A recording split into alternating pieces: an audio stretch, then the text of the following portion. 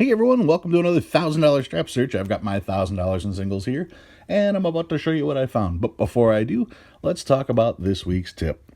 Now, once again, this one has to do with eBay, and what this tip does is this puts everything that I've talked about all together. I was looking for a particular note on eBay, and I found a guy who had one with a buy it now price of $270. So I checked my book, and this particular note was graded at 40. And my book said that in a 20 it was worth 200, and in a 63 it was worth 750. So between 200 and $750 was the price range I had to work with. This guy had it priced at $270. Well, he also had the little thing clicked that says or best offer. So I thought to myself, well, maybe I'll offer him $250 and see if I can't save myself 20 bucks or so. But then I remembered I got a green sheet from my local coin shop. So what I did was I checked the green sheet, and green sheet is really cool because green sheet will list in all kinds of different conditions. You can see 8, 12, 20, 35, 40, 50, 58, 60, 63, 64, 5, 6, 7. Anyway, much more direct than my normal book, which gave me the price of a note in 20 and in 63. So I had from 200 to 750. I had a huge price range to play with. Anyway, according to the green sheet, the note that I was looking at, if it graded at a 40, was worth 150 bucks, which means that's what most coin shops would pay for it. So that's your starting point. $150 for that particular note. And like I said, my book had between $200 and $750. So armed with that information, I decided to make an offer. And I wrote an offer for $200. And in the comments, I put, green sheet has this listed at $150. He replied back immediately saying, green sheet is stupid. I'll take 215, 215. Now, like I started this story out, I was gonna send him an offer for 250, 250. But by checking the green sheet and seeing that price and using that as part of my ammo, I offered 200 and he countered at 215, 215. So I saved $55 on that one purchase just by quoting green sheet and by having it in the first place to know that I could quote it. That just shows the value of green sheet. I'm not saying run out and subscribe to green sheet, but if your LCS has a green sheet laying around, say, hey, if that's an old green sheet, I'll give you, $5-10 for it. Think of all the money you are going to save in the future just having that. That one transaction saved me $55.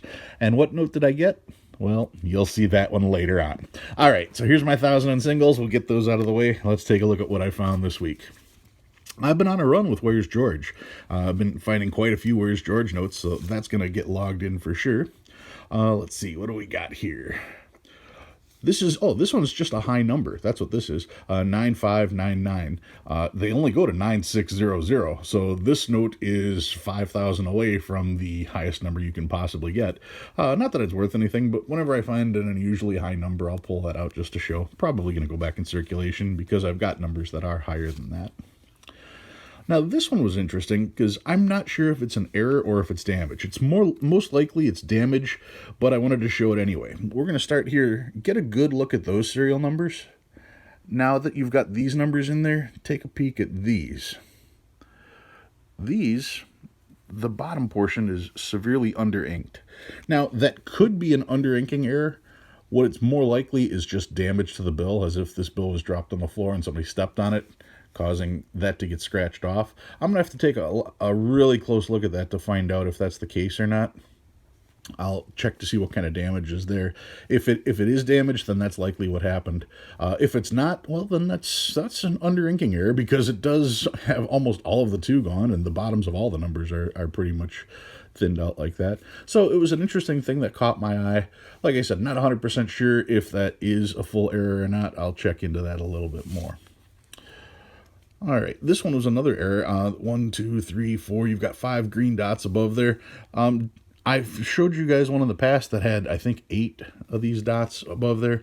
So yeah, if you find a bunch of them on there, that's a big deal. Something like this, not as much. You will run across stuff like this, but once again, something I found, I figured I'd show it in my search. What do I got here? 47, 48, 49, 49. Alternator. 47, 48, 49, 49. 4 is the alternator for every other digit there. Then I've got some trinaries, 2s, 6s, and 8s. 1s, 2s, and 7s here. At a glance, that looks like it could be, but nope, not a repeater, not a radar. 2s, 3s, and 7s here. What do we got here? 1s, 2s, and 6s for a trinary. That one's pretty rough. 3s, 4s, and 9s. I have quite a few of these. I wonder if I finally did find a match. 1s, 6s, and 8s. That was pretty limp. Quad 1s. Quad 1s on this one. Quad 1s again, much better condition. Quad 2s. Quad 4s. Quad 5s. Another quad 5s with a 5th. And a trinary at that. Did find some stars. This is 2017. Another 2017 star note. Look at that for a low number. I got high hopes for this. This has got potential, I think. 2013. Another 2013. Another 2013. Getting to the older notes. So this is 1999. Little limp on that one. This one's really bad. 1999, and it's got the counter stamp on there.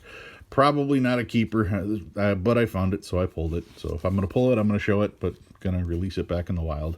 1995 on this one. Not a web note. You can see it's got the markings here, and it's got all this over here. And another 1995, oldest note in the group. Once again, not a web note. You can see all that there. All right, so that's what I found this week. So what did I bring out from my book, or from my box?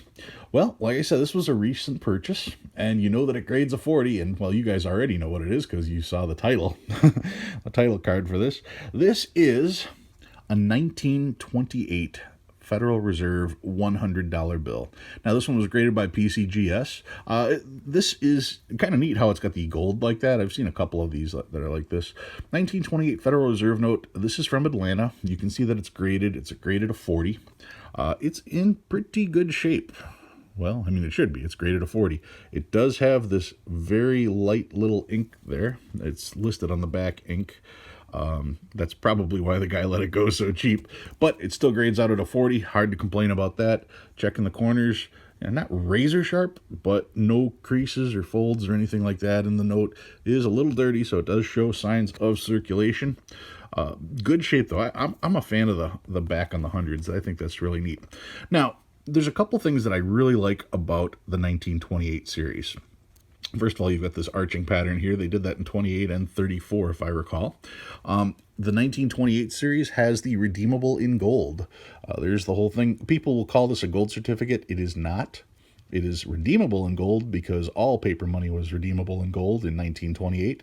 But it does say redeemable in gold on demand at the United States Treasury or in gold or lawful money at any Federal Reserve Bank, series of 1928. Now, if you had a $10 bill, you could take that and get gold. If you had 4 $5 bills, you can go get a gold coin. In 1928, you could get gold. 1933, they passed a law saying you could no longer get gold, which means no notes were redeemable in gold. So this was not backed by gold. It was redeemable in gold. Big difference. Now, the most important part of this note, why I wanted to get one, in 1928, you'll see the Federal Reserve Bank seal here. This particular one is the Federal Reserve Bank of Atlanta, Georgia. Now, Atlanta, Georgia was considered the 6th of 12. Not that it was the 6th one created or anything like that, but it just has the designation of 6. And it would be the letter F. Those two correlate. The letter F is the 6th letter in the alphabet. However, you'll notice that instead of having a letter in here, it actually has a number. Most notes, like if I was to grab these, this you can see has a C representing Philadelphia. C being the 3rd letter, there's the 3. That's the correlation there. And the C, the 3, the serial number starts with a C. But in 1928, they did not use those letters in the circle. They used the number. So you've got a 6 instead of an F. And it's only in the 1928 set. 1928A, that series, starts off having the letters in there. So the only time you will ever find a number in this circle is if it's the series of 1928. To me, that's pretty significant. This was one of the few variants of $100 bills that I do not have in my collection. I had to pick one up, being that it was graded. Being that I was able to use some neat tools to get it at a great price, I had to pick this particular note up. The only $100 bill now that I am currently missing as far as the small size notes go is the $100 gold certificate. So that is the note that I am hunting for now. Maybe I'll be able to squeeze one of those pretty soon. We'll see what happens. But yeah. Don't forget about the 1928 series when it comes to collecting small notes. Only the 1928s have that number there. All right, guys, that's what I've got for you this week. If you learned anything new, go ahead and hit that like button. If you like what you see and you want to see more, please subscribe. I love reading all your comments. Thanks for watching, and I'll see you again next week.